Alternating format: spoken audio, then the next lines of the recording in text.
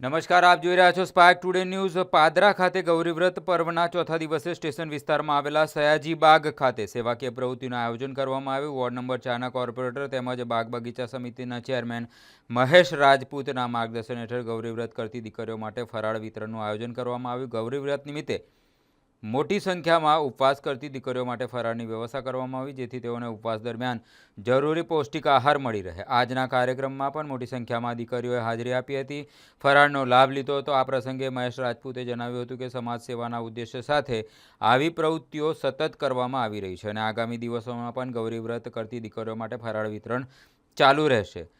અત્રે ઉલ્લેખનીય છે કે મહેશ રાજપૂત દ્વારા દર વર્ષ દરમિયાન વિવિધ સામાજિક અને સેવાકીય પ્રવૃત્તિઓનું નિયોજન કરવામાં આવતું હોય છે। જરૂરિયાતમંદોને મદદરૂપ થવા તેમજ સમાજમાં સેવાભાવને પ્રોત્સાહન આપવા માટે તેઓ સતત કાર્યરત રહે છે। સ્થાનિકોએ પણ આ સેવાકીય પહેલને આવકારી મહેશ રાજપૂતના પ્રયાસોની પ્રશંસા કરી।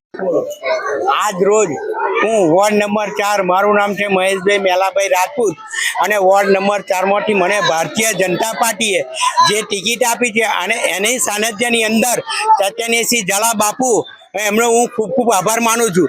બીજું કે અમે આજે ગૌરી વ્રત નિમિત્તે અમે છેલ્લા આજે 5 દિવસનો પ્રોગ્રામ એવો છે, પૂટીનું વિસ્તરણ છે અને આઈસ્ક્રીમનું વિસ્તરણ છે, બધું ચાલે છે અને મને જે કંઈ ભારતીય જનતા પાર્ટીએ અને ઝાલા બાપુ ચૈતન્યસિંહ ઝાલા બાપુએ મને જે કંઈ અને બાગ અને તળાવનો ચેરમેન બનાવ્યા એ બદલ એમનો બી ખૂબ ખૂબ આભાર માનું છું।